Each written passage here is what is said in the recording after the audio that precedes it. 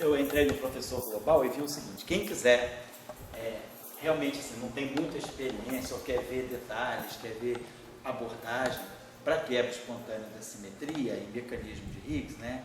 Eu estou deixando, tem aulas bastante detalhadas assim. Então vamos dizer o seguinte: quebra espontânea de simetria e mecanismo de Higgs.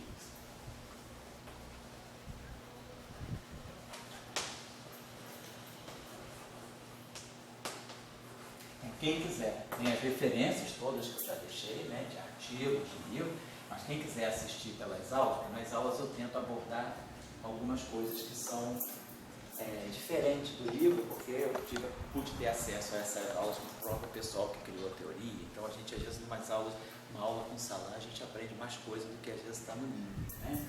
E o curso de eletrofrágil lá em Trieste era muito bom, era dado também por um professor italiano que morreu recentemente, o nome dele era Giuseppe Furlan, que era um profundo conhecedor de interação fraca. Ele já era aluno do ex-aluno do Fermi. Então, na Itália tem uma tradição muito forte de weak interactions. Então, essas aulas, esses cursos lá eram muito bons. Então, tem o seguinte, do Professor Global, então vou botar só as referências do Professor Global, porque os livros e os artigos eu já passei para vocês, né?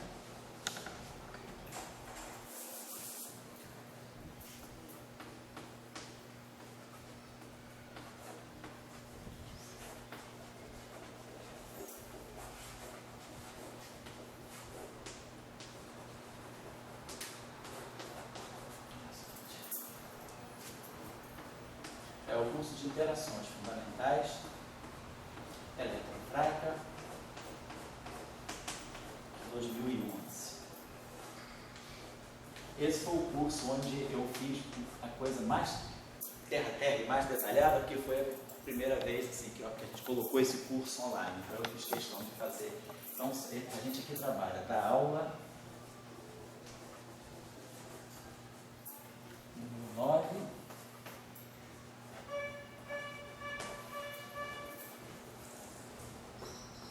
A aula número 18.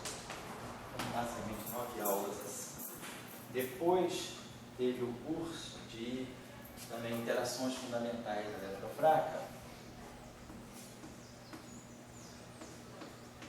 Agora aqui posso colocar o curso de eletromagnetismo de 2014.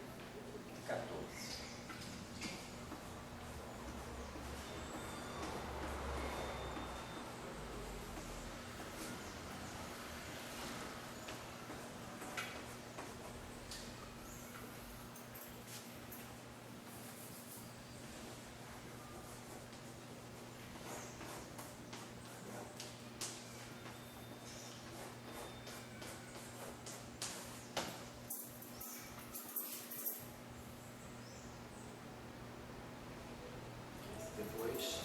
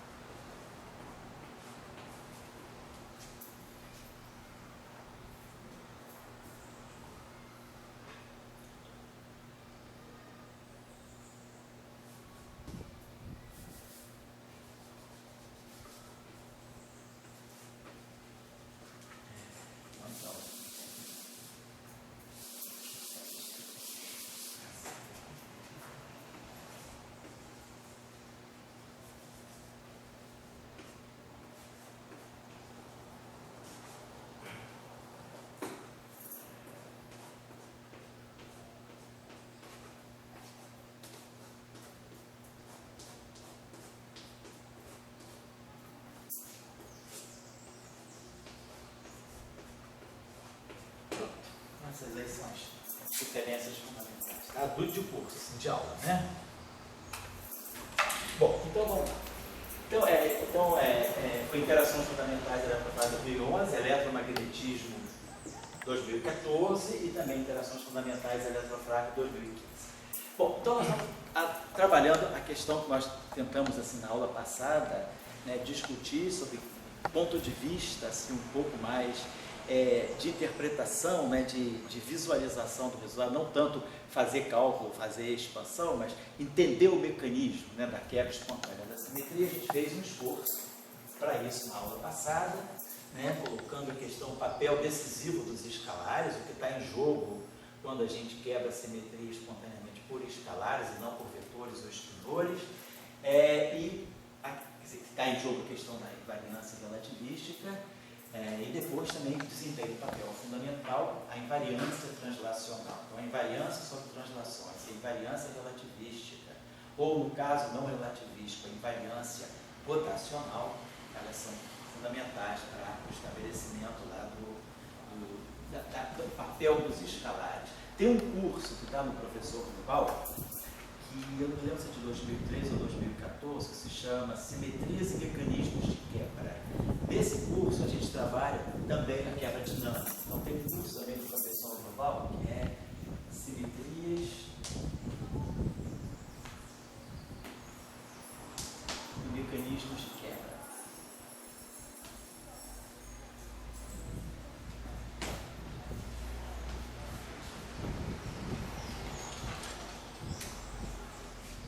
Não sei se é 2013 ou 2014.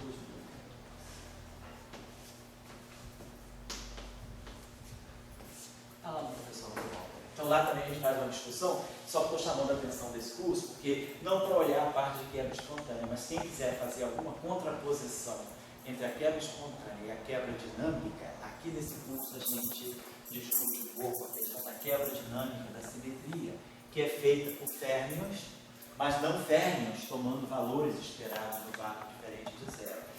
Condensados fermiônicos, né? Então aqui tem a parte de Dynamical Symmetry Break.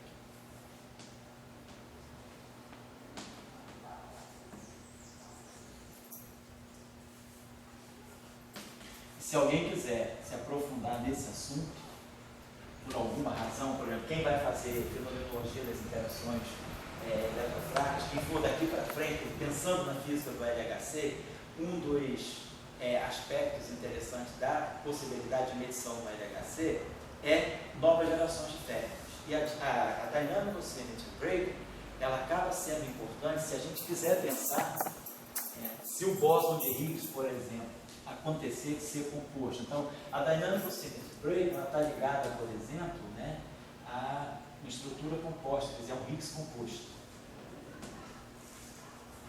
Então, é um tópico que foi até por isso que eu coloquei nesse curso. Eu fiz esse curso em 2014, foi 2013 a 2014, para já quem tivesse interessado poder seguir para essa direção da quebra dinâmica de simetria. Mas é uma questão que ela assim, não é muito popular, a não sei quem estuda a chamada Technicolor, ou quem estuda, por exemplo, quarta geração de férmion, questão de Higgs composto.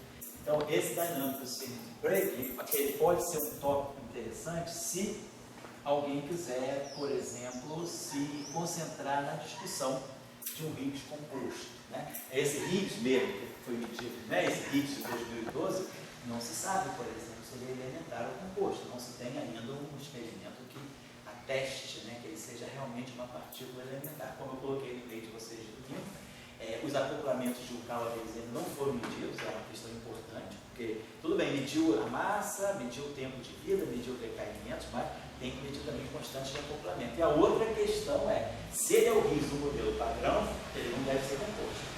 Então, se ele tiver uma estrutura composta, deve ter uma física mais fundamental por baixo. E essa física mais fundamental, ela é ligada a essa quebra dinâmica de simetria, onde existem férmions mais fundamentais. Só que esses férmions mais fundamentais, eles podem se condensar para formar, quer dizer, dar valores esperados no vácuo diferente de zero. Isso aqui se comporta como um escalar.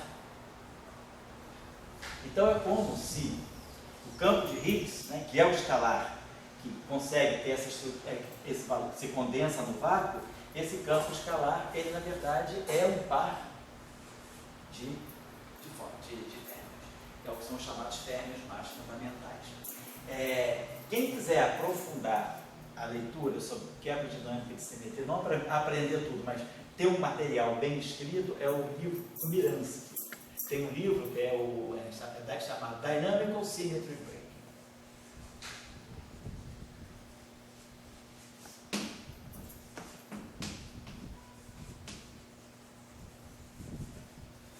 Esse livro está disponível, tanto na livraria Gênesis como no org BookZZ também, né?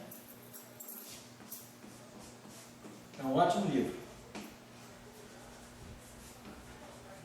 Ele, inclusive, faz uma boa revisão de quebras espontâneas de simetria e trabalha fortemente com a quebra dinâmica da simetria. Isso é uma coisa, é uma referência que...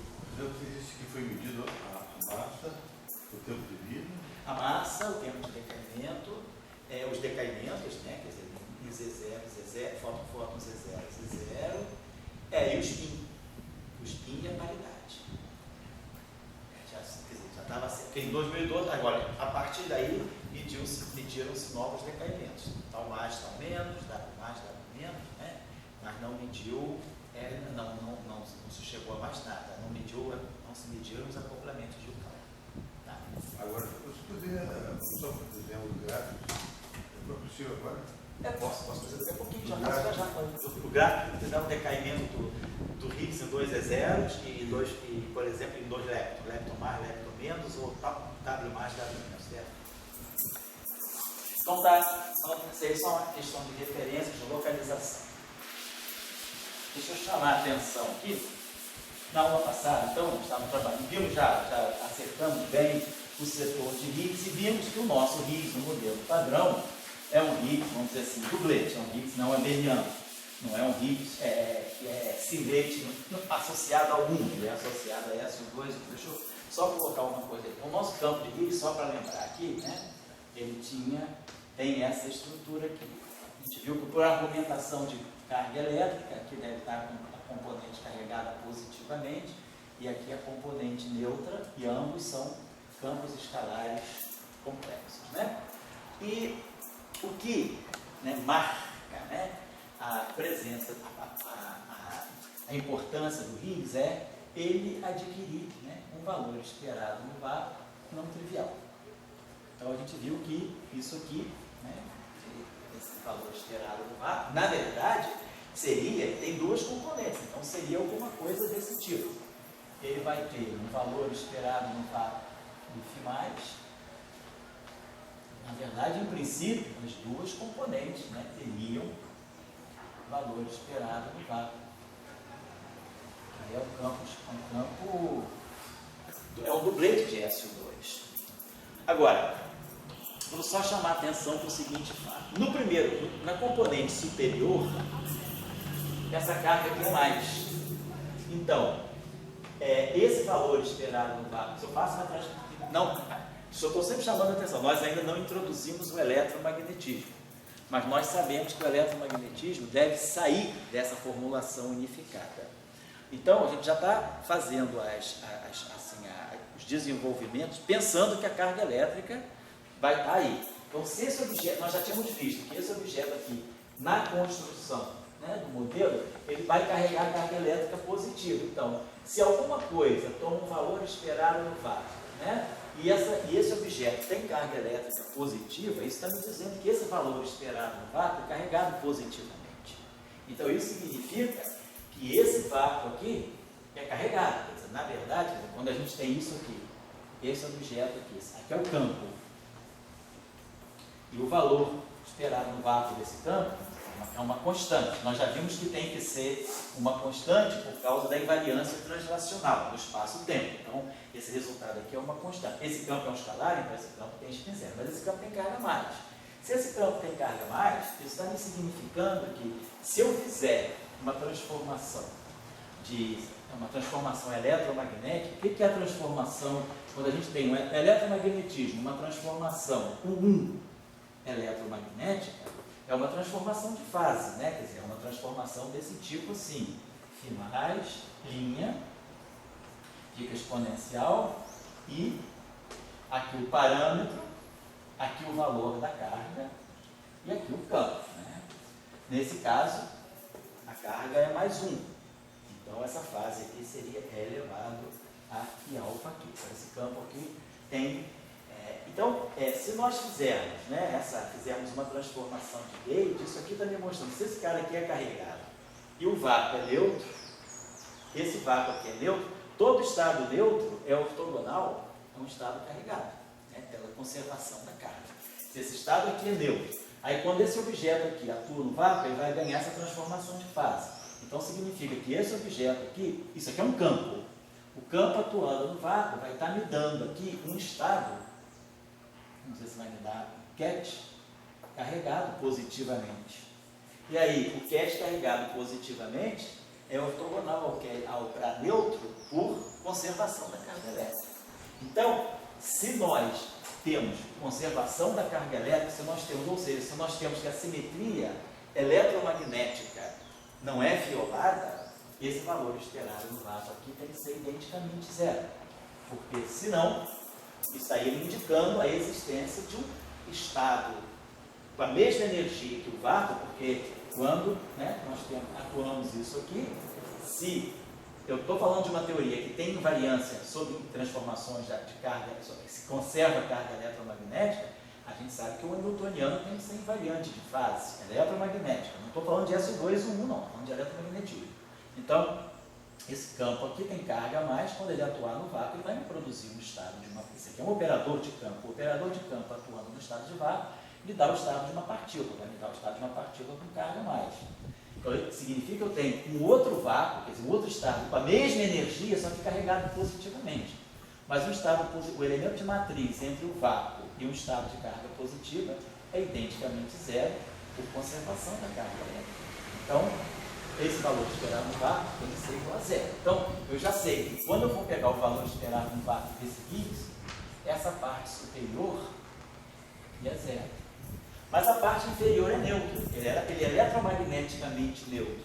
Então, esse valor esperado no vácuo aqui pode ser diferente de zero sem nenhum problema, porque eu não estou violando a conservação da carga elétrica. Esse cara é neutro, quando ele atuar no vácuo, ele vai me dar um estado, vai me dar um ket de carga nula. E aí é claro que um ket de carga nula não é ortogonal a outro ket de carga nula. Então, essa é a estrutura do dublete. Na teoria eletrofrágil, então, o dublete de Higgs, a configuração de energia, de estado fundamental dele, a configuração de mínima energia que representa o vácuo eletrofrágil, tem que ter necessariamente aqui essa estrutura. Então, o valor esperado do vácuo, ele só vai aparecer na componente inferior. Vou colocar aqui, então. Esse objeto aqui pode ser diferenciado. Mas, claro, esse campo aqui, se fizer, é um campo complexo. Então, ele pode ser escrito assim. Ele pode ser um valor constante, mas complexo. Ele poderia ser um V0 mais um I do zero, que é um campo complexo. Então, esse campo complexo pode ter as duas componentes, a parte real e a parte imaginária do campo, né? Só para deixar isso claro. Agora, vamos observar o seguinte. Ou seja, então só vou voltar aqui, vamos deixar assim. E vamos pensar o seguinte, esse objeto aqui é um vetor no espaço de SO2, é um dublete de SO2, é um dublete constante, zero e um valor constante, complexo, mas constante. Existe um teorema na teoria de grupos, né, que diz que uma representação é irredutível se todo vetor dessa representação for cíclico, ou seja, a partir de um dado único vetor daquela representação, por transformações do grupo, eu posso gerar qualquer vetor daquela representação. Esse é o conceito de uma representação irredutível. Vamos pensar assim, algo desse tipo. Por exemplo, se eu tenho esse vetor aqui, eu só conheço esse vetor. Se eu fizer todas as rotações possíveis, eu vou gerar todos os vetores possíveis. Né? Vou fazer uma rotação desse vetor, vou gerar esse vetor.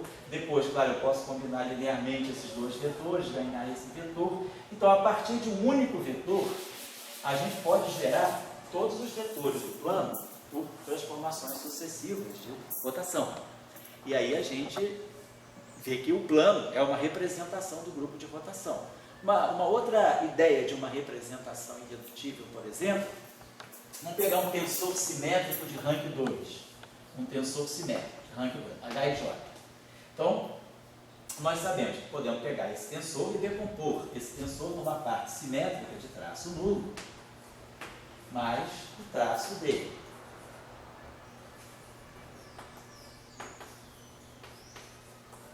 Então, estou pegando um tensor, estou dizendo, ele pode ser decomposto. Se eu tirar o traço do lado esquerdo, o traço aqui do lado, esse pedaço aqui vai dar exatamente 3. Por 3 dá 1, fica traço igual a traço. Então, esse cara aqui tem traço 0. Traço de H2 é 0. Então, eu quebrei esse tensor em duas partes. Um tensor simétrico de traço nulo e uma parte proporcional à matriz identidade. Quer dizer, em termos matriciais, isso aqui pode ser escrito assim. Essa matriz simétrica 2 por 2 é essa matriz simétrica 2 por 2 mais um terço da identidade, mais um terço, vou botar assim, traço de H vezes a identidade 3 por 3. Peguei essa matriz 3 por 3 simétrica. Então, é claro, traço disso é igual a traço disso mais traço da identidade, que é 3. Então, traço de H cancela o traço de H. Então, traço de H2 é 0. E quebrei nessa. Se eu fizer uma rotação, nós sabemos como um tensor se transforma sobre rotações. Ele vai se transformar desse modo. H' vai ser H, vai ser a matriz de rotação, H, e a matriz de rotação transposta. Vai ser a lei de transformação de um tensor simétrico sobre rotações. Então, é claro que o traço, né, quando eu decompuser isso aqui, eu vou decompor isso aqui num H tilde mais um terço da identidade traço de H' é igual a R, aí vai para o H mais um terço da identidade traço de H vezes R transposto. Então, essa parte aqui, esse objeto aqui, se eu pegar R, H, R transposto e tirar o traço de H é H, aqui é H tilde. O traço de R, H tilde, R transposto é sempre igual ao traço de H. Quer dizer, essa matriz aqui não muda o traço. Traço de H', por causa da propriedade cíclica do traço e o fato dessa matriz ser ortogonal, me diz que o traço de H' é igual ao traço de H. Então, o traço é invariante. Então, se eu fizer uma transformação de rotação, essa parte não muda e nem essa parte muda. Quer dizer, essa matriz continua sendo simétrica e de traço nulo. Então, transformado de uma matriz simétrica, vai dar sempre simétrico. O transposto disso vai ser o transposto disso, que é igual a H'. Então, a rotação ela não altera nem a propriedade de simetria e nem a propriedade de traço nulo. Então, eu quebrei, na verdade, essa representação em duas partes, que não se misturam. Se eu fizer uma transformação de rotação, essa parte que tem traço nulo nunca vai se misturar com o traço. Então, eu quebrei a representação em duas representações irredutíveis. E o que significa isso? Significa que, se eu tiver uma matriz de traço nulo dada, fixada, e eu aplicar uma transformação de rotação, eu obtenho outra matriz de traço nulo. Se eu pegar essa matriz de traço nulo e fizer aplicar uma outra rotação, eu vou obter uma outra matriz de traço nulo. Então, se eu partir de uma matriz fixada, digamos que eu partisse de uma matriz simétrica de traço nulo, que fosse essa matriz aqui, 1, 0, 2, 0, 1, 3, aqui 2, 3, menos 2. Essa matriz é simétrica e tem traço nulo. Se eu fizer uma rotação em cima dela, eu vou ganhar uma outra matriz simétrica e de traço nulo. Se eu aplicar uma outra rotação a partir dela, eu vou ganhar uma terceira matriz simétrica de traço nulo. Então, a partir dessa matriz aqui, aplicando todas as rotações possíveis, eu vou gerar o espaço de todas as matrizes simétricas de traço nulo. Esse é o conceito de vetor cíclico. Significa que a partir de um único vetor constante, eu consigo gerar todos os objetos daquela representação. Então, esse conceito vai estar em jogo aqui. Vamos olhar, porque isso aí tem uma consequência importante na teoria de campos, né? Quer dizer, o fato desse teorema, assim, parecer ser um teorema inócuo da teoria de grupo, ele, na verdade, tem uma consequência quando a gente está falando de uma teoria de campos, sobretudo com quebra espontânea da simetria. porque isso está dizendo que, de repente, o nosso campo tem mais componente do que precisava. É isso que eu quero dizer. Então, nós temos essa ideia, nós temos esse campo aqui, que tem essa estrutura, e nós sabemos que eu posso, a partir desse campo aqui, por exemplo, vamos pegar só uma ideia. Vamos pegar esse vetor muito simples, aqui, 0, 1.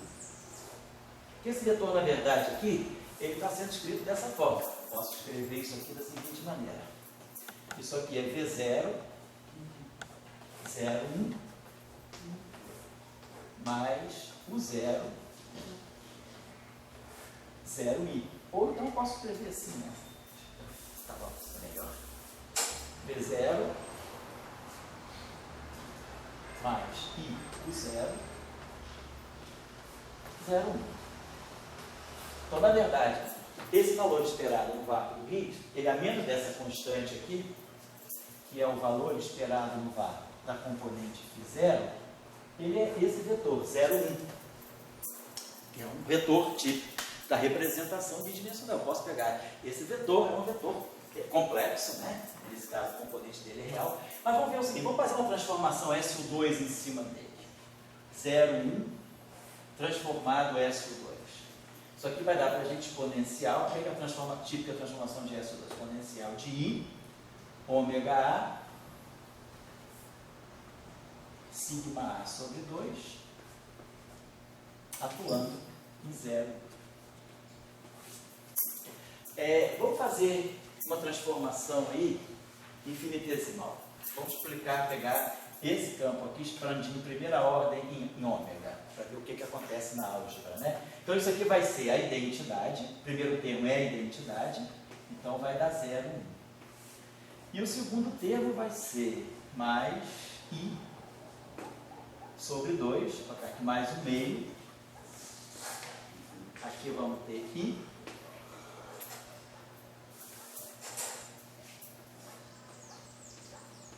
e aqui a gente vai ter ômega A sigma A. Vamos fazer essa contração aí.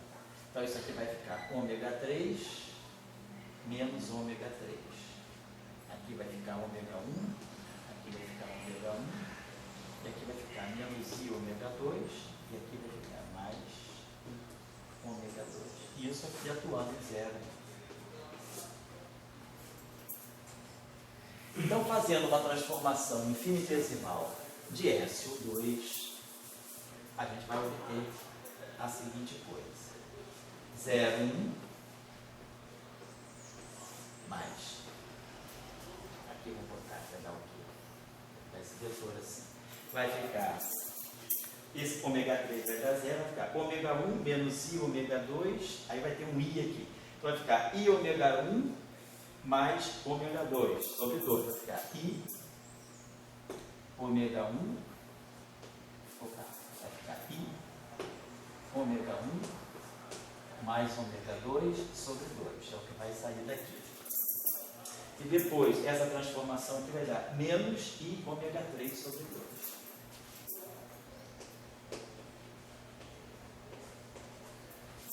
Certo? Então, é uma transformação. Claro, mas termos de ordem ômega 2. Que nós estamos desprezando só para fazer essa análise infinitesimal. Então, isso está me dizendo o seguinte. Que é o 0, 1, né? Ele estava com isso aqui. Então, essa transformação está me dizendo o seguinte. Esse objeto aqui, 0, 1, transformado de SU2, sob essa transformação caracterizada pelos ômegas, ele acabou ficando 0, ficou 0 mais isso aqui, então ganhou essa forma aqui. Vamos dizer, ômega 2 mais i ômega 1 sobre 2 e 1 menos i ômega 3 sobre 2. Então, vemos esse objeto aqui, certo? Se nós pegarmos aquele, deixa eu apagar isso aqui. Então, o nosso valor esperado do vácuo do Higgs, né? O vácuo fraco, né? O vácuo da teoria fraca, que nós pegamos. Então, nós estamos trabalhando então, sempre naquela situação em que o parâmetro I2 é negativo, o lambda é positivo, ou seja, nós estamos trabalhando na fase em que há quebra espontânea de simetria, não na fase da simetria exata, mas na fase em que o potencial me permite uma configuração de campo de Higgs clássica, uma configuração clássica de campo constante que minimiza a energia. É nessa situação que nós estamos trabalhando. Então, nós tínhamos isso aqui, quer dizer, o nosso VAP ele era V0, tinha chamado assim V0, mais I, o zero, tudo isso aqui é constante, vezes 0, 1. Então, quando nós fizermos a transformada disso aqui, né, estamos fazendo a transformada de SO2 disso aqui, SO2 obviamente vai estar atuando aqui nesse vetor, né, isso é constante. Então isso aqui vai dar para nós isso aqui, vai ficar, nosso campo vai ficar com essa estrutura aqui. V0, a parte real vai ficar V0 ômega 2 menos o zero, então vai ficar V0 ômega 2 menos o 0 ômega 1 sobre 2. E depois a parte puramente imaginária vai ficar o 0 ômega 2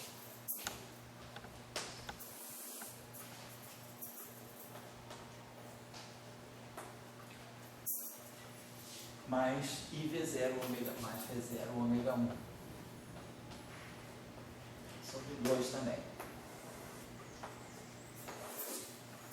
E depois a parte de baixo vai ficar V0, a parte que vai ficar V0 mais o 0 ômega 3 sobre 2, vai ficar V0 mais o 0 sobre 2 ômega 3, a parte real. E na parte imaginária, aqui vai ficar V0 mais esse aqui, né? Então, V0, tá, esse aqui vai ficar imaginário, esse vai ficar lambda mais I, o 0 tá certo. E na parte imaginária a gente vai ter esse I, vai ficar o 0 mais I, o 0 sobre 2, né? Não, vai ficar o 0 na verdade. Mais I, vamos botar assim, 2 o 0, vou botar assim que está denominador comum, fica I o 0 e esse cara aqui vai ficar menos V0 ômega 3 sobre 2. O que a gente observa? Apesar desses parâmetros, o que a gente está observando? Que a partir desse estado de vácuo, uma transformação de SO2, se essa transformação de SO2 for global ou local, não importa, isso aqui é válido, seja ômega 1, seja ômega 1, ômega 2, ômega 3, constantes ou não. Essa transformação é SO2. Se essa transformação é local, então vamos nos focalizar no caso da simetria de gauge mesmo, simetria local. Se essa simetria é local, esses parâmetros dependem de T e de X. Então, aqui eu tenho uma dependência que são constantes, mas eu tenho. Então o que eu gero aqui? Aqui eu estou gerando um campo real. Quer dizer, esse dublete aqui vai ganhar no final do dia a seguinte estrutura. Um campo real, vamos chamar aqui, sei lá, um campo aqui, vamos chamar de Qi, de X, né, que vai, a dependência X vem dos parâmetros ômega 2 e ômega 1. Vou ganhar aqui um Qi de X, e aqui eu vou ganhar mais um I, e aqui um outro campo que eu posso chamar de Psi de X. E aqui embaixo eu vou ganhar uma parte real, que é um campo, que eu posso chamar, sei lá, de H de X. E depois eu vou ter uma parte imaginária aqui, que também é independente, vai ser um I, por exemplo, zeta de X. Então, a partir dessa configuração de vácuo, por transformações de SO2, né, eu posso gerar esse estado aí, eu posso gerar um objeto que está se comportando como um campo. Né? Quer dizer, a partir do estado de vácuo e de uma transformação SO2, eu estou gerando um dublete, um campo, e esse campo está refletindo exatamente os parâmetros daqui do meu modelo, os parâmetros do meu do meu RIS. Então, deixa eu apagar isso aqui. Vamos imaginar então, o seguinte. Só para agora fazer o paralelo com o nosso RIS. Então, o nosso campo de RIS, ele tinha essa estrutura aqui. Vamos retomar aqui. O nosso campo de RIS geral, campo fio, dublete de RIS, né? Ele tem aqui uma componente φ+, um campo escalar carregado positivamente e um campo escalar neutro, eletromagneticamente, está lá.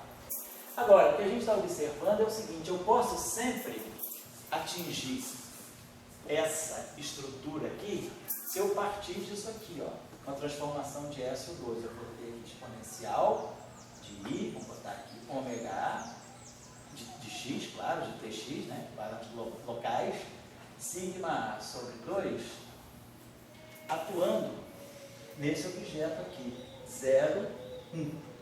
Ou posso botar aqui atuando nesse objeto aqui, 0, V0, mais I por 0. Então, se eu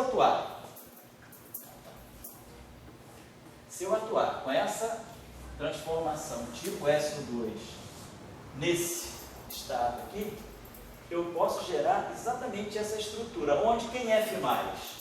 φ+ vai ser V0, ômega 2 de X, menos, mais I, isso, quer dizer, então isso aqui é o meu φ+, isso aqui está fazendo exatamente o meu φ+, então eu consigo determinar completamente o meu φ+, em função dos parâmetros de SO2, e aqui vai fazer o papel do meu φ0. Então, qual é a moral disso aí? Por que esse exercício é trivial, mas é simples, mas não é trivial? Porque ele está me mostrando o seguinte, um campo, ele pode ser colocado de uma forma que se assemelha a uma transformação de meio. Isso aí é bem profundo, eu vou mostrar para vocês depois que a coisa, ela vai parecendo muito simples como um exercício algébrico, mas tem um significado que eu já vou mostrar para vocês, que é como a gente pode manipular com campos em certas situações e não pode manipular com a mesma uma representação equivalente daquele campo em outras situações. Vamos já ver. Então, eu estou dizendo para vocês o seguinte, nós conseguimos então podemos então colocar o nosso campo de RIS dessa forma. Porque o que a gente imagina? Que o campo, ele é flutuação. Eles são pequenas perturbações que flutuam em torno do vácuo. Por isso que eu fiz a aproximação em primeira ordem. Eu estou imaginando que o nosso campo verdadeiro são as flutuações, as linearizações, as flutuações em torno do vácuo. Então, esse campo com essa estrutura, se eu pegar essa exponencial aqui e expandir em primeira ordem, eu estou gerando exatamente essa estrutura. Então, o que nós estamos dizendo é que eu posso reescrever esse campo de uma forma exponencial. É como isso aqui é exatamente a forma polar para SO2. Quando a gente pega um número complexo, Z, e diz que esse número ele é um módulo vezes uma fase, basicamente o que eu estou dizendo aqui é isso aqui. Isso aqui está funcionando como sendo o módulo do campo e isso aqui a fase. Quer dizer, só que esse campo não é um campo complexo, nenhum unidimensional, ele é um campo complexo de SO2. Pois não? Eu poderia fazer, ao invés de só SO2, Oi? Ao invés de fazer só SO2, eu poderia fazer SO2 próximo 1, como grupo de simetria? Quer dizer, não, na verdade, o grupo de simetria aqui é SO2 próximo disso. Quer dizer, aonde é que está o 1 já está nas atribuições de carga. Quer dizer, isso tudo aqui é SO2. Quer dizer, é SO2, mas se enquadra no SO2-1 porque esses campos automaticamente já têm uma carga bem definida sobre o 1. Nós tínhamos visto em mais aulas anteriores que as duas componentes têm a mesma hipercarga Y. Então, não estou mexendo, eu estou fazendo por SO2, automaticamente estou fazendo por 1. Então, essa tua questão vem justamente aqui. Imagina que eu tenho um número complexo. Eu posso escrever esse número complexo. Vamos nem pegar um número complexo, vamos pegar um campo complexo. Vou dizer que a gente tem um campo de Klein-Gordon, como a gente faz sempre, aquele exercício que é o primeiro exercício de qualquer teoria de campo. Pega um campo complexo e expande ele dessa forma. Vamos dizer assim, φ1 mais I φ2 sobre raiz de 2. Que é a expressão cartesiana do campo. Então, aí eu vou pegar o lagrangiano de Klein-Gordon, que é dmi φ star. dmi φ, substituo o φ por φ1 mais I φ2, substituo o φ star por φ1 menos I φ2, isso aqui vai me dar, então, 1 meio de dmi φ1 ao quadrado mais 1/2 de dmi φ2 ao quadrado. Ou seja, eu tenho um campo complexo, livre, aqui está a ação cinética, o termo cinético desse campo complexo livre. Eu agora simplesmente reescrevo o meu campo dessa forma, em termos de 2 reais. E ganho, na verdade, 2 campos escalares reais, né, neutros, formando um duplete. Então está lá. Eu simplesmente fiz uma passagem, vamos dizer, uma transformação que é completamente inócua. Mas aí a gente podia pensar assim, esse campo é complexo. Então eu poderia pegar esse campo complexo e não descrever como sendo a parte real, mas em vez da parte imaginária. Eu posso usar exatamente essa decomposição, que é a forma de Gauss, né? Pegar um número complexo e dizer esse campo aqui, na verdade, ele é um campo ρ vezes um campo elevado, sei lá, a aqui. Então, deixa eu pegar assim. Então, eu vou descrever o meu campo complexo em termos de 2 reais. Só que eu vou colocar ele dessa forma. E aí, vamos pegar. Então, isso aqui é um campo e isso aqui é um campo. Da mesma forma que φ1 era um campo e φ2 era um campo. Vamos pegar, então, o lagrangiano desse campo livre. dmi φ dmi φ. Então, isso aqui é um campo escalar complexo, livre, só o termo cinético. Vamos agora fazer essa substituição aqui. Então, quando o dmi atuar nesse conjugado complexo, a gente vai ter um termo que vai ser dmi ρ vezes E a menos aqui, menos I ou dmi aqui é a menos aqui. Isso tudo aqui vezes o conjugado complexo dele. Vai ficar dmi ρ é aqui mais I ou dmi aqui é aí. Tá? Então, substituir essa decomposição aqui. E aí, claro, esse termo aqui vai ficar dmi ρ, dmi ρ. Dmi ρ ao quadrado. Esse vezes esse. Esse vezes esse, com esse vezes esse aqui vão se cancelar. E vai sobrar esse termo aqui que vai ser mais ρ ao quadrado dmi aqui, dmi aqui. Então, a gente obteve um novo lagrangiano. Onde esse lagrangiano está me escrevendo. Esse campo aqui é um termo cinético puro. Mas, cadê o termo cinético do que? O termo cinético do que não é termo cinético. Na verdade, é um termo de interação. Está multiplicado por esse campo puro. Então, isso aqui não é um termo livre. Isso aqui é um termo de interação, um termo quártico.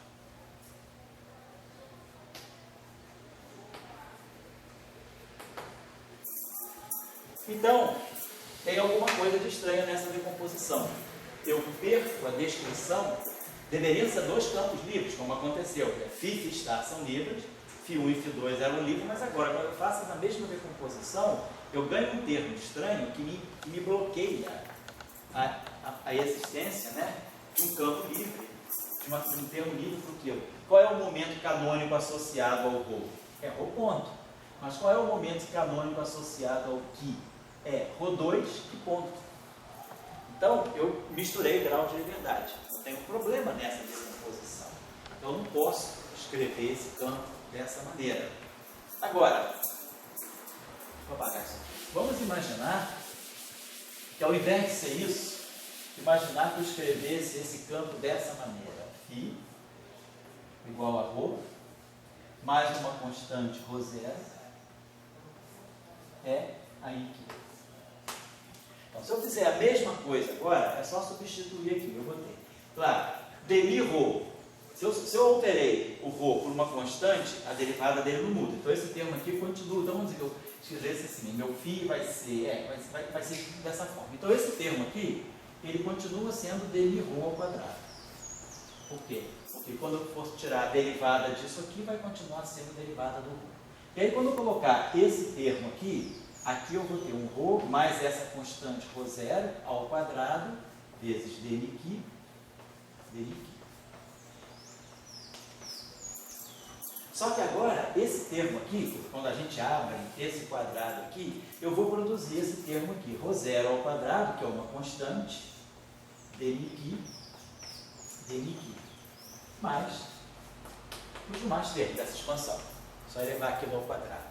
Vai aparecer um termo agora que é cúbico, vai ter ρ dNq dNq, e vai ter um termo que vai ter ρ2 dNq dNq. Mas aparece esse termo aqui, ρ0 é uma constante. Então eu posso simplesmente fazer isso, pegar a raiz de ρ0, esse aqui é módulo de ρ0 ao quadrado, então eu posso redefinir um campo aqui, que vai ser raiz quadrada do módulo de ρ0 vezes π. Vou dizer que eu faço isso aqui. Então eu vou incorporar um ρ0 aqui, e vou incorporar um ρ0 aqui, uma raiz, na verdade é módulo de ρ0. Vou incorporar aqui um ρ0 vezes π. Então, esse ρ0, fazer isso até ρ0 quadrado, não vai precisar nem tirar a raiz. Nota aqui, ó. Entra um ρ0 aqui e entra um ρ0 aqui. Então eu vou redefinir um novo campo, que é que está, que vai ser ρ0 aqui. Então isso aqui vai me dar esse termo cinético, vai me dar dNq, dNq. E aí eu não tenho problema. Agora meu campo ρ está livre, eu tenho um campo QT livre, e é claro, quando aparecer esse termo aqui, que vai ser o termo cruzado 2, ρ0, ρ, dNq, dNq. Eu vou trazer um ρ0 para cá, isso aqui vai ficar QT. E aqui, esse aqui eu posso substituir por QT sobre ρ0. Então aqui vai aparecer uma constante, 2 sobre ρ0. Mas, ou seja, eu gerei um termo de interação, um termo em ρ e quadrático em Q. Então, problema não tem. Por causa dessa simples constante, que poderia ser muito inócua. Mas isso aqui está me dizendo o seguinte, que na configuração de campo, se esse campo aqui é zero, o φ é zero. Aqui, quando o φ é zero, quando o ρ é zero, o φ não é zero. Então eu tenho um problema, que é um problema típico da teoria quântica de campo. Quando eu tenho um lagrangiano dado em função de certos campos, eu posso pegar um campo e escrever esse campo da maneira que quiser. Esse campo eu posso pegar e escrever como uma combinação linear de coisas complexas, eu posso multiplicar campos por campos, mas qual é o critério que eu tenho para dizer que se eu tiver um lagrangiano escrito em termos de certos campos φ, e aí eu disser que esse φ é uma função de um campo ρ, aí claro, eu vou escrever esse mesmo lagrangiano em termos de ρ, então vai dar um lagrangiano L-til de ρ. Quando é que eu posso dizer que o lagrangiano escrito em função de φ e o lagrangiano escrito em função de ρ vão dar a mesma física?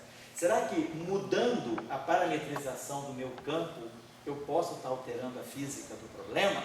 Então, essa é uma questão aparentemente simples, mas não é tão simples assim. Isso aí foi estudado muito fortemente na década de 60 e foram elaborados 2 trabalhos que geraram um teorema na teoria quântica de campos, que é o teorema de Salam-Kabefucci. Esse teorema depois foi reestudado pelo Porcher na década de 70. Então, vou botar aqui, Salam.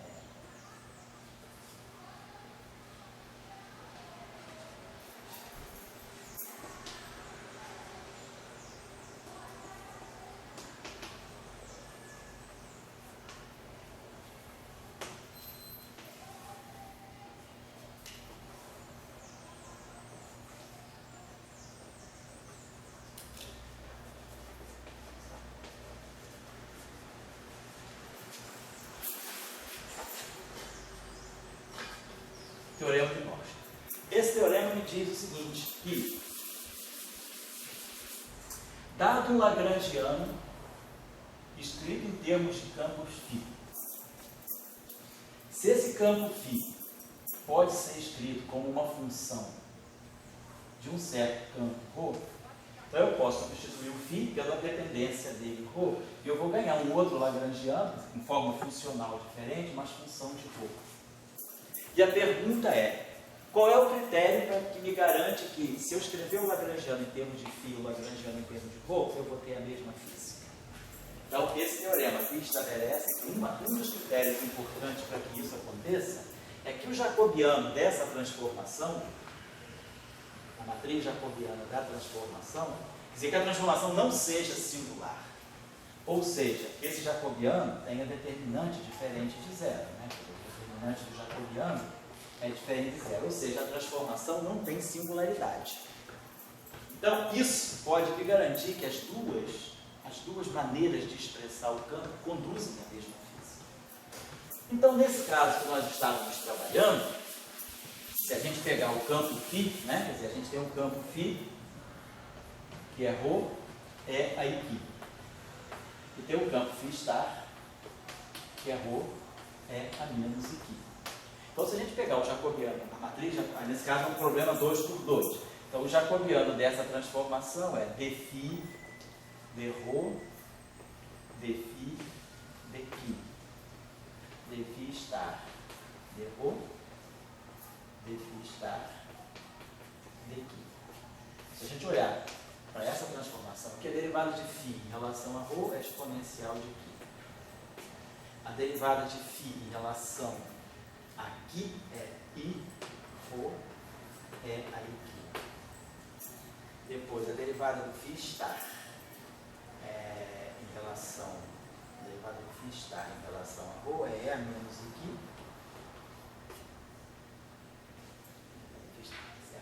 E depois a derivada do φ' em relação aqui é menos i, ρ é a menos i. Então, esse aqui é o jacobiano da transformação. Esse determinante, em módulo, ele vai valer, aqui vai ficar menos i, ρ, e aqui vai ficar menos i, ρ. Então, esse determinante módulo, quer dizer, basicamente esse determinante, menos das constantes, né? Esse determinante é proporcional a ρ. Então, esse determinante se anula para configurações de campo ρ igual a zero. Se ρ é igual a zero, esse determinante é zero. Então, a transformação é singular. A singularidade da transformação, ela vai acontecer justamente na configuração de campo ρ igual a zero. Ao passo, se eu escrever ρ, se o meu ρ não for ρ, mas for ρ, se eu substituir o meu ρ por um ρ mais um ρ zero, e o ρ zero for diferente de zero, o determinante é ρ mais ρ zero. E aí, quando a configuração de campo ρ for zero, o determinante não é zero. Então, isso mostra que pegar um campo complexo e escrever sob a forma polar não é possível, a não ser que esse campo aqui seja uma flutuação em torno de uma configuração constante. O meu campo que está aqui, ele na verdade deveria ter essa forma, deveria ter uma configuração constante e ele ser uma perturbação em torno dessa configuração constante. Isso é exatamente a situação de quebra espontânea de simetria. Então, no caso da quebra espontânea de simetria, o valor esperado no vácuo desse campo é zero. Não zero. Então, esse ρ zero aqui, quer dizer, quando a gente está escrevendo assim, φ igual a ρ mais ρ zero, é aí aqui, e eu pego o valor esperado no vácuo de φ, isso aqui vai ficar o valor esperado no vácuo de ρ, é aqui, mais o valor esperado, mais ρ zero, valor esperado no vácuo de E aqui. Suponhamos que a gente tome um pouco aqui. Se a gente tomar esse campo aqui, posso tomar até o campo aqui igual a zero. Se o campo aqui é igual a zero, isso aqui vai ficar φ0, isso aqui vai ficar ρ. Né? Então vai ficar 1, não vai ter, isso aqui também vai ficar simplesmente o valor esperado no vácuo de ρ mais ρ zero. Então, a gente está vendo que esse campo φ, na verdade, ele é, eu posso escrever, então vai ficar o seguinte, o valor esperado no vácuo quando φ for igual a ρ, quando φ for igual a ρ zero, esse campo aqui tem valor esperado no vácuo igual a zero. Quando a configuração de φ for igual a ρ zero, esse campo tem valor esperado no vácuo diferente de zero. Então, esse campo aqui é a flutuação em torno do valor esperado no vácuo do campo φ. Então, essa é exatamente a situação de quebra da simetria. É isso que nós estamos obtendo aqui. A simetria foi quebrada espontaneamente. Então, esse campo aqui de baixo, que nós obtivemos o φ0, ele não é completamente, ele tinha uma configuração de campo constante. Quando nós abrimos isso aqui, eu apaguei aqui, deixa eu só retomar rapidinho aqui, para ficar bem claro o conceito, porque isso aí é uma coisa muito simples, mas não é tão trivial. A gente entender por que a gente pode escrever o campo de Higgs dessa forma, e isso só é possível Eu não poderia fazer isso para o campo de Higgs se não tivesse havido quebra espontânea da simetria. Porque se esse campo aqui é zero, se eu tivesse feito isso aqui, eu só pude, a quebra espontânea da simetria me deu isso aqui, 0, 1. Se não tivesse havido quebra espontânea da simetria, o valor esperado no campo era 0, eu ia estar transformando 0, 0. Qualquer transformação de SO2 atuando em 0, 0 vai dar 0. Não te dá nada. Então você só pode gerar esse campo a partir dessa configuração, que é a configuração de vácuo, né, do Higgs, se eu tiver a quebra espontânea da simetria. Então é isso que eu estava querendo dizer. Então, na teoria eletrônica, depois de tudo isso, posso começar a aula agora. Simplesmente eu estou dizendo para vocês o seguinte: na teoria eletrofráca, eu vou pegar o meu campo de Higgs e eu vou escrever ele da seguinte maneira. Ele vai ser aqui a exponencial de ômega A sobre 2, vamos botar assim, ômega A sigma A. E aqui eu vou colocar, aqui é 0, e aqui eu vou teria assim, V0 mais I por 0. Eu tenho, isso é uma constante, eu tenho completa arbitrariedade para escolher a configuração de baixo. Nós vamos escolher, agora é uma escolha, escolher o 0 igual a 0. Vamos tomar o 0 igual a 0. Então nós estamos dizendo o seguinte, que o valor esperado no vácuo da componente φ0 do dublete de Higgs é simplesmente esse V0. Vou colocar assim, é isso aqui, esse V0. Tá? Para puxar, na verdade é o V0. É isso aqui. Então esse é o valor esperado no vácuo. Eu vou tomar a parte imaginária dele igual a 0. Eu posso escolher qualquer coisa aqui lá. Posso fazer 0, V0 igual a 0, tomar o U diferente de 0. Vamos escolher a solução em que a configuração de vácuo é real. Então nós estamos tomando esse U 0 igual a 0. Então daqui para frente, vamos ficar carregando esse V0, vou botar V. Então vamos adotar essa notação. V0 vai virar V.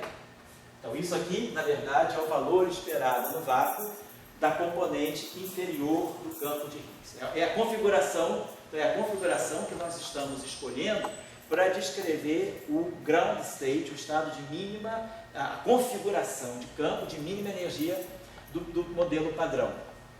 Todos os términos são 0 na configuração de vácuo. Todos os términos são 0, todos os vetores são 0, só sobra o V do campo de Higgs. Então, a configuração de vácuo é caracterizada por todos os campos 0, menos o escalar. O escalar é o único que assume valor esperado no vácuo diferente de 0. Por quê? Porque isso não quebra a simetria de Lorentz e não vai de encontro também a simetria, a invariância translacional. Então, no final de tudo, nós vamos adotar essa posição. Nós vamos dizer que o nosso campo de Higgs pode ser escrito desse modo. Vamos colocar as coisas assim.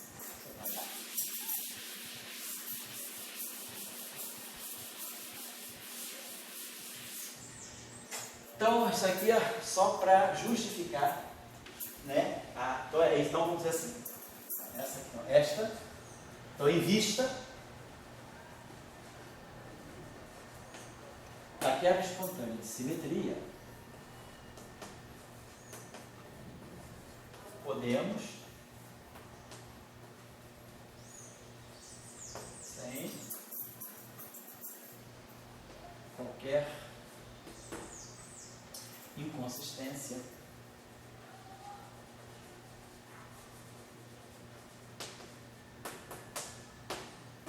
com o teorema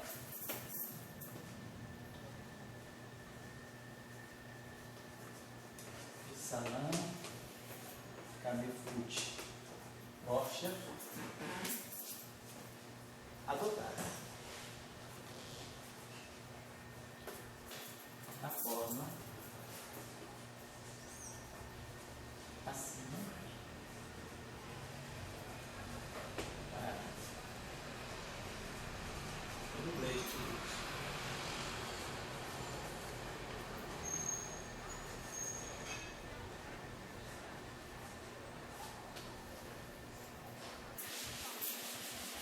Aqui.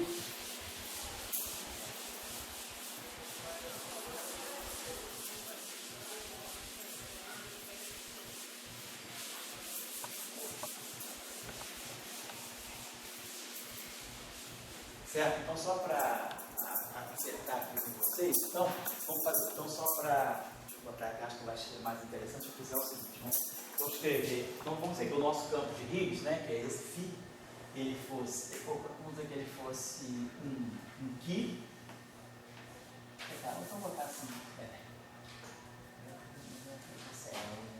um Ki de X, né, que é o φ mais, Ki de X, mais I Psi de X, se eu colocar assim, e aqui embaixo vamos dizer que a gente tenha Rho de X mais I zeta. Então, vamos dizer, esse aqui é o meu φ. É o meu duplex de φ. É o φ mais e o φ zeta. E nós estamos adotando a seguinte decomposição para ele. Estamos escrevendo isso aqui, aí adotamos a expansão ali, aquilo ali vai ser a identidade atuando no 0V, então a gente vai escrever esse objeto aqui, desse modo, identidade, 2 por 2, né, fazer a expansão da exponencial, mais I sobre 2, ômega A, sigma A, atuando aqui, em 0, 1. Nós vamos fazer esse exercício aqui rapidinho de novo, então isso aqui vai ficar 0, 1,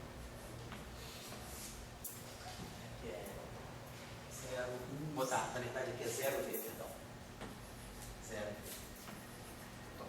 Vamos lá, então, isso aqui é em primeira ordem. Então, isso aqui jogando fora os termos de ordem ômega 2, que nós estamos interessados só em pequenas flutuações. Então, vamos, a identidade deu isso, e aqui a gente já tinha feito essa matriz aqui. Então, isso aqui é 1/2 do ômega A sigma A. Então, isso aqui é ômega 3 menos ômega 3.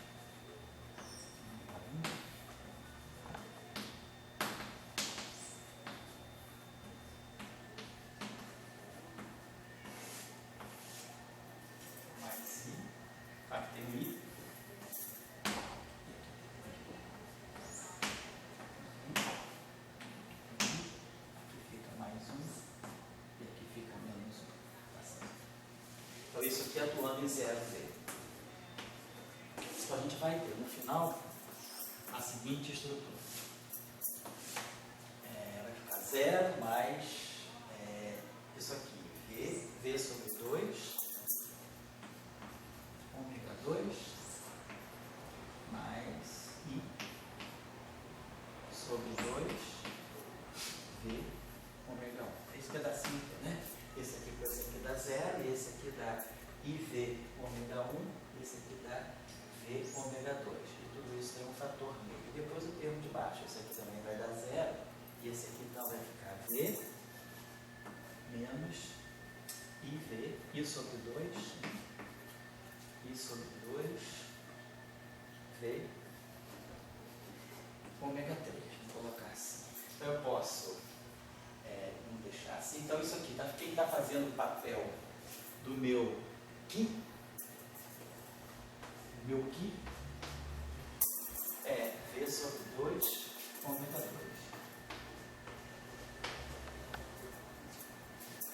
O meu Xi é V sobre 2, ômega 1.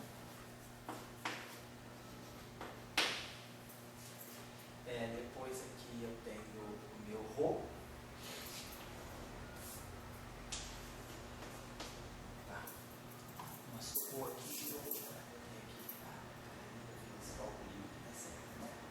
V menos, V menos I, ômega 3 sobre 2, né? Certo? Certinho aqui, menos I, ômega 3, também tá certo, porque mais I tem esse I aí, né? Então, aqui nós estamos observando. Então, nós temos essa parte imaginária aqui.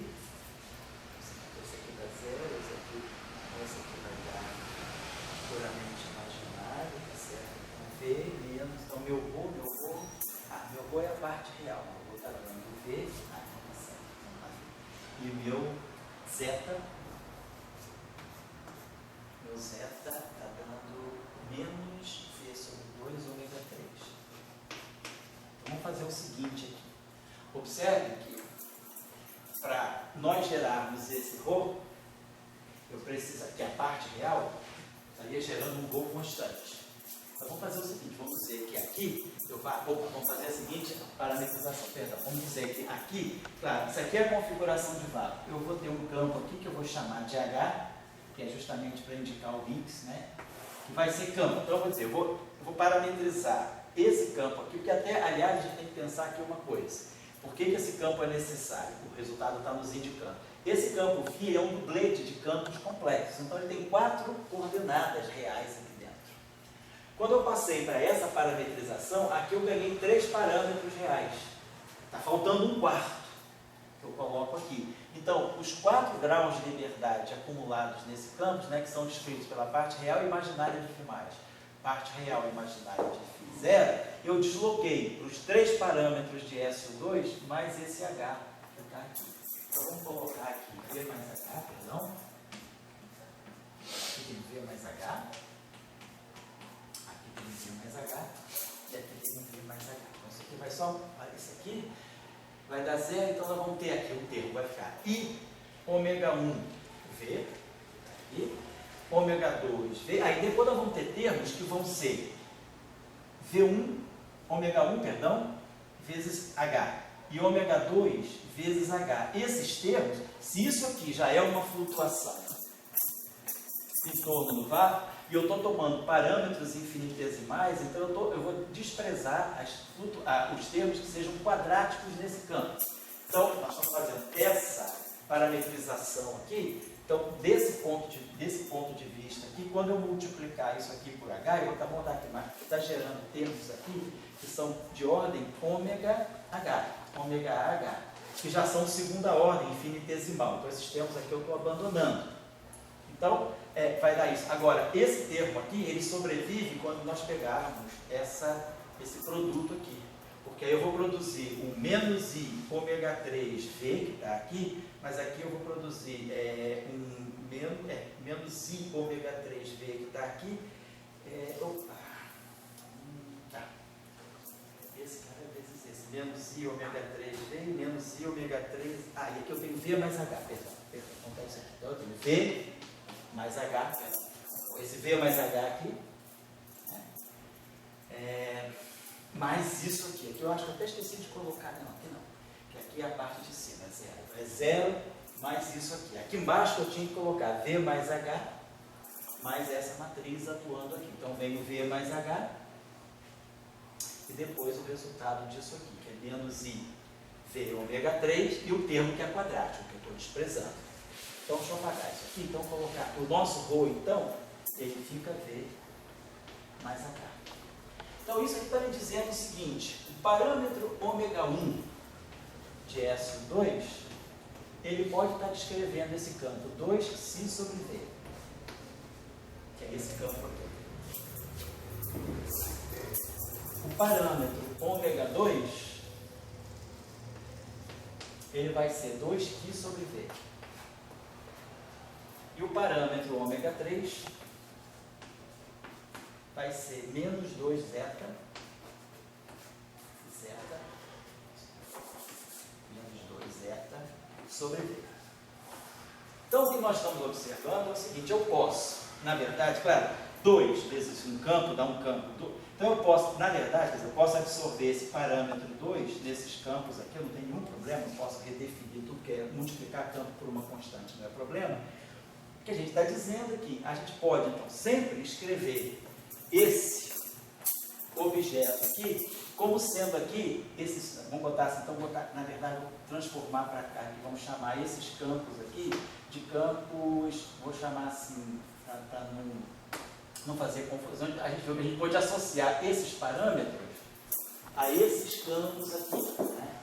Eu poderia, talvez, tivesse sido até melhor se eu tivesse chamado isso aqui de Q1, Q2, Ρ1 e Q3. Seria mais fácil se eu tivesse feito assim, Q1, Q2, que fica mais mnemônico, Q3 aqui. E aí, se eu fizesse a mesma coisa, né? Isso aqui, Q1. No lugar do Q, eu coloco Q1. No lugar do Xi, eu coloco Q2. E no lugar do zeta, eu coloco Q3. Então, na verdade, eu poderia pensar assim, vou escrever o meu campo de Higgs como sendo I, 3 campos que A, quer dizer, que 1, que 2, que 3, exatamente esses campos aqui. Aqui as matrizes de Pauli. E aqui esse campo. Então eu tenho 4 graus de liberdade. Eu tenho os quiais, né? E tenho o H. Que estão descrevendo, na verdade, os 4 graus de liberdade do dublete complexo de Higgs. Está claro o conceito? Tá? Então é só o que eu quero. Desculpa a confusão, porque eu talvez tenha misturado as coisas. No sentido de que eu estou mostrando que qualquer campo que seja um dublete de SO2 e que tenha uma configuração de vácuo não trivial, e aí por configuração de vácuo não trivial nós decidimos tomar essa aqui. Então qualquer campo que seja um dublete de SO2, né, que tenha uma configuração de vácuo não trivial, pode sempre ser colocado sob essa forma, onde aqui eu tenho 3 campos e aqui eu tenho um 4º campo. Então, com esses 4 campos, eu consigo descrever todos os graus de liberdade do dublete de Higgs. É uma forma especial, é isso que eu estou dizendo. Então, essa é a parametrização. Então, em vista da quebra espontânea da simetria, né, podemos, sem qualquer inconsistência com o teorema de Salanka-Mefouche-Borcher, adotar essa forma acima para o dublete de Higgs. Então, tem 3 campos, né, que estão nas fases e o H, que está no módulo, está aqui na parte que seria radial do campo. É a parte radial vezes a fase. Então, isso é uma característica da representação dublete de SO2. Se eu não tivesse no dublete, se meu Higgs fosse um triplete, eu já não poderia fazer exatamente isso, porque um triplete de SO2 poderia ter 3 componentes reais, não 4. Um triplete de SO2 é real. O dublete de SO2 é complexo, mas o triplete de SO2 é real. E aí, num triplete 3 real, eu não poderia usar todos os graus de liberdade, as 3 mais 1. Então, isso depende muito da representação. Isso acontece na teoria eletrofraca, por quê? Porque o campo de Higgs é um dublete de SO2. É só essa a colocação. Então, como eu disse, a aula de hoje pode começar aqui. Eu posso chegar e dizer, vamos escrever o campo de Higgs dessa forma. É isso que eu estou dizendo. Tem todo o início da aula por trás disso tudo. Tem toda uma discussão de algumas questões mais fundamentais em teoria de campos, tá bom? Só para chamar a atenção de vocês. Essa discussão sobre o teorema de Salanka-Mefouche-Borcher, ela é completamente ausente dos livros. Vocês podem procurar, que vocês não vão achar essa discussão, porque se passa, o próprio Abraham-Lee, que faz as coisas muito em detalhe, ele chega a um certo passo lá dos desenvolvimentos dele e diz, vamos colocar o campo de Higgs dessa forma. O que está em jogo aí? Está em jogo aí o teorema de Salanka-Mefouche-Borcher, está em jogo aí a quebra espontânea da simetria, está em jogo aí a invariância de Lorentz, está em jogo aí a simetria translacional. Então, isso é sempre possível nessas condições. Muito bem, vamos deixar a coisa assim. Vamos voltar para uma situação também mais esclarecedora sobre a quebra espontânea da simetria. Vou só chamar a atenção da relação entre quebra espontânea da simetria e bóson de Bose.